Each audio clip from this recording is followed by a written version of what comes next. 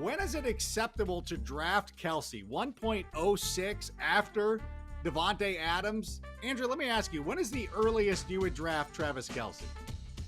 It's a good question. I think it also depends, Adam, on how many teams are in your league, and assuming you're in a PPR league, I feel like everyone is these days. I personally can't take a tight end in the first round. It's kind of against my religion. I am still very old school.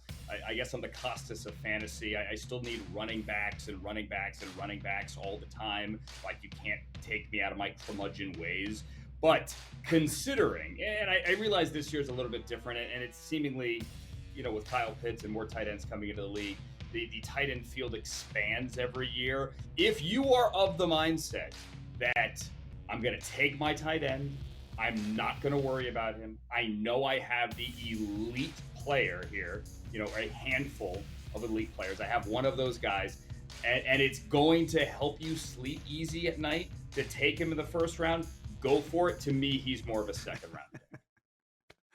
Okay, I kind of get what you're putting down right there. I think I have a better chance of getting you to come over to my WrestleMania party than I do of having you take Travis Kelce in the first round. And that's okay, because as you said, there's some good guys who are starting to emerge. So let's talk about that second tier. And if you're looking at Darren Waller, you're looking at George Kittle, which one of those tight ends would you rather have?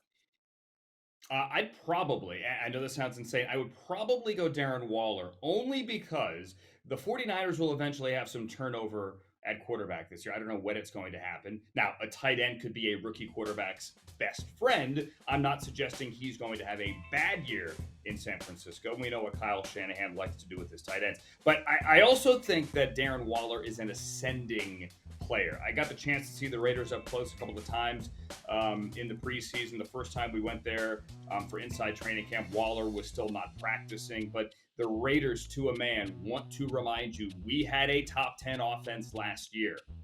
And if there's any issue with the Raiders this year, it's that Derek Carr may have, I don't want to say so many weapons that he forgets Darren Waller, but Henry Ruggs will take it to a next level this year. They think they're going to get a lot out of Bryan Edwards. Hunter Renfrow is coming into his own.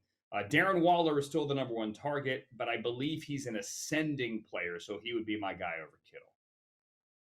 No, I like Darren Waller too. You're not going to get any argument from me, even though George Kittle is my wrestling guy. I might have to go with him, but anyways, what about a little further down the board, Mark Andrews, TJ Hockenson? Which way are you leaning here?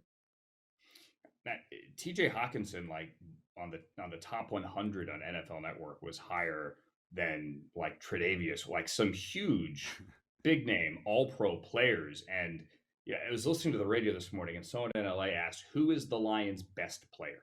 Like, just talent.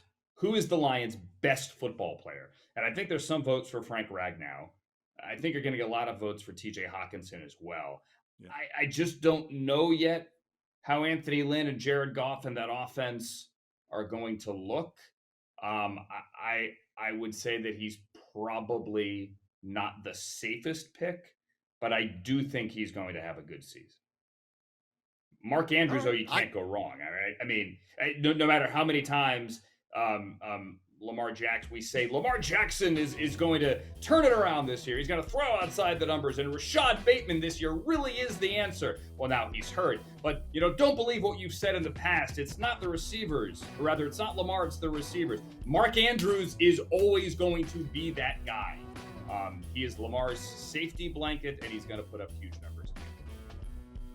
No, I agree. I mean, you look at the history between the two, they tell you who the better player or who he's going to go to every time. So I agree. I love Mark Andrews. I feel like he's one of the more undervalued guy. Another player that has generated a lot of buzz. This goes back to the draft season. The Atlanta Falcons drafted Kyle Pitts. Are you buying the hype for him this year? Are you looking forward to him breaking out in fantasy as well? Okay, so there's a yes and a not yet. Yes, I'm buying the hype. I do think he is legit. I think he looks awful in the 8. That's a quarterback number. Get rid of it. Or it's a wide receiver. It's not even a good wide receiver number. It's just a bad number for a man that size. I think he's the real deal, but I don't know, unless you're in a keeper league, Adam, that he's the real deal yet for fantasy. I had this look. I looked this up before you and I sat down here. And you're going to appreciate this, I hope. Do you know what the most receiving yards ever for a rookie tight end in the history of the league? Any idea who it is?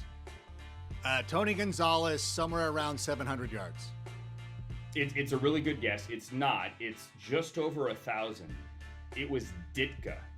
No joke. Whoa! Mike Ditka. He's the only guy as a rookie tight end, and you could double check this, but as far as the Google tells me, to get 1,000 yards as a rookie tight end, also shorter season then, so good for Mike Ditka. In the Super Bowl era, it's like Jeremy Shockey or something in the 800s with the Giants, which was a very good year. History tells us Kyle Pitts is not going to have like a Justin Jefferson season last year as a wide receiver. I think those guys are more likely to have those kinds of seasons. I think he's going to have a good season. But unless you're keeping him, or unless you're in a keeper league, I don't know that he's worth a very high pick.